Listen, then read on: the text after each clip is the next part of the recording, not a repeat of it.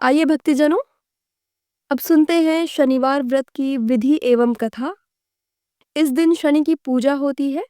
काला तिल, काला वस्त्र, तेल, उड़द शनि को बहुत प्रिय है, इसीलिए इनके द्वारा शनि की पूजा होती है। शनि की दशा को दूर करने के लिए यह व्रत किया जाता है। शनि स्तोत्र का पाठ भी विशेष लाभदायक सिद्ध होता है। कथा। एक समय सूर्य, चंद्रमा, मंगल, बुध, बृहस्पति, शुक्र, शनि, राहु और केतु इन ग्रहों में आपस में झगड़ा हो गया कि हम सब में सबसे बड़ा कौन है। सब अपने अपने को बड़ा कहते थे।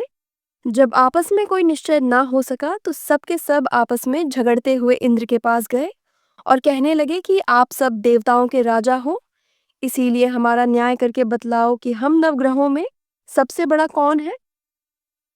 राजा इंद्र इनका प्रश्न सुनकर घबरा गए और कहने लगे कि मुझ में यह सामर्थ्य नहीं है जो किसी को बड़ा या छोटा बतलाऊं। मैं अपने मुख से कुछ नहीं कह सकता। हाँ, एक उपाय हो सकता है। इस समय पृथ्वी पर राजा विक्रमादित्य दूसरों के दुख का निवारण करने वाला है, इसलिए तुम सब मिलकर उन्हीं के पास जाओ, वही तुम्हारे दुखों का निवारण करेंगे। ऐसा वचन सुनकर सभी ग्रह देवता चलकर भूलोक में राजा विक्रमादित्य की सभा में जाकर उपस्थित हुए और अपना प्रश्न राजा के सामने रखा।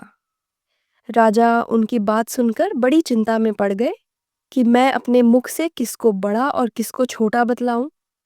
जिसको छोटा बतलाऊंगा वही क्रोध करेगा। परंतु उनका झगड़ा निपटाने के लिए एक उपाय सोचा कि सोना, चांदी, कांसा, पीतल, शीशा, रांगा, जस्ता, अभ्रक और लोहा नवोधातुकों के 9 आसन बनवाए। अब आसनों को क्रम से जैसे सोना सबसे पहले और लोहा सबसे पीछे बिछाए गए। इसके पश्चात राजा ने सब ग्रहों से कहा कि आप सब अपने अपने सिंहासनों पर बैठिए। जिसका आसन सबसे आगे है वह सबसे बड़े और जिसका आसन सबसे पीछे है वह सबसे छोटा जानिए। क्योंकि लोहा सबसे पीछे था और वह शनिदेव का आसन था, इसीलिए शनिदेव ने समझ लिया कि राजा ने मुझको सबसे छोटा बना दिया है। इस पर शनि को बड़ा क्रोध आया और कहा कि राजा, तू मेरे पराक्रम को नहीं जानता। सूर्य एक राशि पर 1 महीना, चंद्रमा 2.25 महीना, 2 दिन, मंगल 1.5 महीना, बृहस्पति 13 महीने, बुध और शुक्र 1 महीने, परंतु मैं एक राशि पर 2.5 अथवा 7.5 साल तक रहता हूँ। बड़े बड़े देवताओं को भी मैंने भीषण दुख दिया है। राजन सुनो, राम जी को 7.5 ही आई और वनवास हो गया, और रावण पर आई तो राम जी ने लक्ष्मण की सेना लेकर लंका पर चढ़ाई कर दी, रावण के कुल का नाश कर दिया। हे राजा, अब तुम सावधान रहना। राजा कहने लगा, जो कुछ भाग्य में होगा देखा जाएगा। उसके बाद अन्य ग्रह तो प्रसन्नता के साथ चले गए, परंतु शनिदेव बड़े क्रोध के साथ वहां से सिधारे।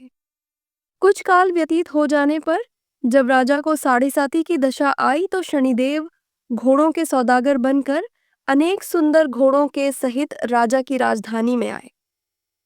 जब राजा ने सौदागर के आने की खबर सुनी तो अश्वपाल को अच्छे अच्छे घोड़े खरीदने की आज्ञा दी। अश्वपाल ऐसी अच्छी नस्ल के घोड़े देखकर और उनका मूल्य सुनकर चकित हो गया और तुरंत ही राजा को खबर दी। राजा उन घोड़ों को देखकर एक अच्छा सा घोड़ा चुनकर सवारी के लिए चढ़ा। राजा घोड़े की पीठ पर चढ़ते ही घोड़ा जोर से भागा। घोड़ा बहुत दूर एक बड़े जंगल में जाकर राजा को छोड़कर अंतर्ध्यान हो गया। इसके बाद राजा अकेला जंगल में भटकता फिरता रहा। बहुत देर के पश्चात राजा ने भूख और प्यास से दुखी होकर भटकते भटकते एक ग्वाले को देखा। ग्वाले ने राजा को प्यास से व्याकुल देखकर पानी पिलाया। राजा की उंगली में एक अंगूठी थी, उसे निकालकर प्रसन्नता के साथ ग्वाले को दे दी और शहर की ओर चल पड़ा। राजा शहर में पहुंचकर एक सेठ की दुकान पर जाकर बैठ गया और अपने आप को उज्जैन का रहने वाला तथा अपना नाम वीका बतलाया। सेठ ने उसको कुलीन मनुष्य समझकर जल आदि पिलाया। भाग्यवश उस दिन सेठ की दुकान पर बिक्री अधिक हुई थी। तब सेठ उसको भाग्यवान पुरुष समझकर भोजन कराने के लिए अपने साथ ले गया। भोजन करते समय राजा ने आश्चर्य की बात देखी कि खूंटी पर हार लटक रहा है और वह खूंटी उस हार को निगल रही है। भोजन के पश्चात कमरे में आने पर जब सेठ को कमरे में हार न मिला तो सबने यही निश्चय किया कि सिवाय वीका के और कोई इस कमरे में नहीं आया, अतः अवश्य ही उसी ने हार चोरी किया है। परंतु वीका ने हार लेने से मना कर दिया। इस पर 5-7 आदमी इकट्ठे होकर उसको फौजदार के पास ले गए। फौजदार ने उसको राजा के सामने उपस्थित कर दिया और कहा कि यह आदमी तो भला प्रतीत होता है, चोर मालूम नहीं होता, परंतु सेठ का कहना है कि इसके सिवाय और कोई घर में आया ही नहीं, अवश्य ही इसी ने चोरी की है। तब राजा ने आज्ञा दी कि इसके हाथ पैर काटकर चौरंगिया किया जाए। राजा की आज्ञा का तुरंत पालन किया गया और वीका के हाथ पैर काट दिए गए। इस प्रकार कुछ काल व्यतीत होने पर एक तेली उसको अपने घर ले आया और कोहलू पर उसको बैठा दिया। वीका उस पर बैठा हुआ जवान से बैल हाँकता रहा। शनि की दशा समाप्त हो गई और एक रात को वर्षा ऋतु के समय वह मल्हार राग गाने लगा। उसका गाना सुनकर उस शहर के राजा की कन्या उस राग पर मोहित हो गई और दासी को खबर लाने भेजा कि शहर में कौन गा रहा है। दासी सारे शहर में फिरती फिरती क्या देखती है कि तेली के घर में चौरंगिया राग गा रहा है। दासी ने महल में आकर राजकुमारी को सब वृतांत सुना दिया। बस उसी क्षण राजकुमारी ने अपने मन में यह प्रण कर लिया कि चाहे कुछ हो, मैंने इस चौरंगिया के साथ विवाह करना है। प्रातःकाल होते ही जब दासी ने राजकुमारी को जगाना चाहा, तो राजकुमारी अनशन व्रत लेकर पड़ी रही। तब दासी ने रानी के पास जाकर राजकुमारी के न उठने का वृतांत कहा। रानी ने तुरंत ही वहां आकर राजकुमारी को जगाया और उसके दुख का कारण पूछा तो राजकुमारी ने कहा कि माताजी, मैंने यह प्रण कर लिया है कि तेली के घर में जो चौरंगिया है उसी के साथ विवाह करूंगी। माता ने कहा, पगली, ये क्या बात कह रही है? तुझको किसी देश के राजा के साथ परणाया जाएगा। कन्या कहने लगी कि माताजी, मैं अपना प्रण कभी नहीं तोड़ूंगी। माता ने चिंतित होकर यह बात राजा को बताई। तब महाराज ने भी आकर यह समझाया कि मैं अभी देश देशांतर में अपने दूत भेजकर सुयोग्य, रूपवान एवं बड़े से बड़े गुणी राजकुमार के साथ तुम्हारा विवाह करूंगा। ऐसी बात तुमको कभी नहीं विचारनी चाहिए।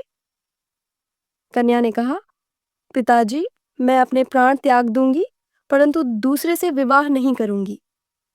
इतना सुनकर राजा ने क्रोध से कहा, यदि तेरे भाग्य में ऐसा ही लिखा है तो जैसी तेरी इच्छा हो वैसा ही कर। राजा ने तेली को बुलाकर कहा कि तेरे घर में जो चौरंगिया है उसके साथ मैं अपनी कन्या का विवाह करना चाहता हूँ। तेली ने कहा कि यह कैसे हो सकता है? कहाँ आप हमारे राजा और कहाँ मैं एक नीच तेली। परंतु राजा ने कहा कि भाग्य लिखे को कोई नहीं टाल सकता। अपने घर जाकर विवाह की तैयारी करो। राजा ने उसी समय तोरण और वंदनवार लगवाकर अपनी राजकुमारी का विवाह चौरंगिया विक्रमादित्य के साथ कर दिया। रात्रि को जब विक्रमादित्य और राजकुमारी महल में सोए तो आधी रात के समय शनिदेव ने विक्रमादित्य को स्वप्न दिया कि राजा कहो, मुझको छोटा बतलाकर तुमने कितना दुख उठाया। राजा ने क्षमा मांगी। शनिदेव ने प्रसन्न होकर विक्रमादित्य को हाथ पैर दिए। तब राजा ने कहा, महाराज, मेरी प्रार्थना स्वीकार करें कि जैसा दुख आपने मुझे दिया है ऐसा और किसी को न दे। शनिदेव ने कहा कि तुम्हारी प्रार्थना स्वीकार है।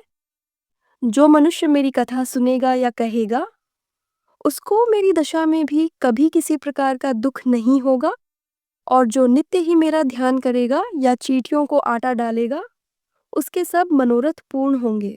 इतना कहकर शनिदेव अपने धाम को चले गए।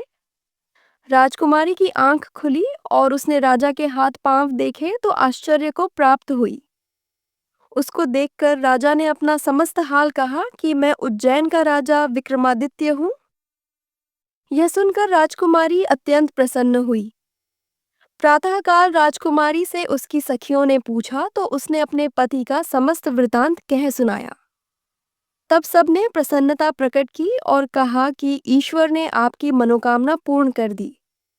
जब वो सेठ ने यह सुना तो वह विक्रमादित्य के पास आया और राजा विक्रमादित्य के पैरों पर गिरकर क्षमा मांगने लगा कि मैंने आप पर चोरी का झूठा दोष लगाया, अतः आप मुझको जो चाहे दंड दें। राजा ने कहा, मुझ पर शनिदेव का कोप था, इसी कारण यह सब दुख मुझको प्राप्त हुआ। इसमें तुम्हारा कोई दोष नहीं। तुम अपने घर जाकर अपना कार्य करो। सेठ बोला कि मुझे तभी शांति होगी जब आप मेरे घर चलकर प्रीतिपूर्वक भोजन करेंगे। राजा ने कहा, जैसी आपकी मर्जी हो वैसा ही करें। सेठ ने अपने घर जाकर अनेक प्रकार के सुंदर भोजन बनवाए और राजा विक्रमादित्य को प्रीति भोज दिया। जिस समय राजा भोजन कर रहे थे, एक अत्यंत आश्चर्य की बात सबको दिखाई दी। जो खूंटी पहले हार निकल गई थी, वह अब हार उगल रही है। जब भोजन समाप्त हो गया तो सेठ ने हाथ जोड़कर बहुत सी मोहरें राजा को भेंट की और कहा कि मेरे श्रीकंवर नामक एक कन्या है, उसका पाणी ग्रहण आप करें। इसके बाद सेठ ने अपनी कन्या का विवाह राजा के साथ कर दिया और बहुत सा दान दहेज आदि दिया। इस प्रकार कुछ दिनों तक वहां निवास करने के पश्चात विक्रमादित्य ने शहर के राजा से कहा कि अब मेरी उज्जैन जाने की इच्छा है।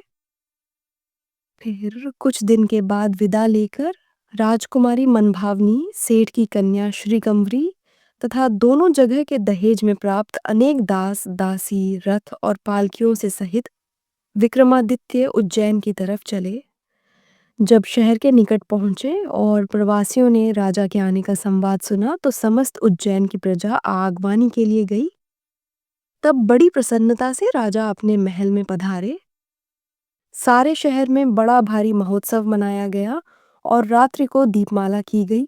दूसरे दिन राजा ने शहर में यह सूचना कराई कि शनिचर देवता सभी ग्रहों में सर्वोपरि हैं। मैंने उनको छोटा बतलाया, इसी से मुझको यह दुख प्राप्त हुआ। इस कारण सारे शहर में सदा शनिचर की पूजा और कथा होने लगी। राजा और प्रजा अनेक प्रकार के सुख भोगती रही। जो कोई शनिचर की इस कथा को पढ़ता या सुनता है, शनिदेव की कृपा से सब दुख दूर होते हैं। शनिवार की कथा को व्रत के दिन अवश्य पढ़ना चाहिए।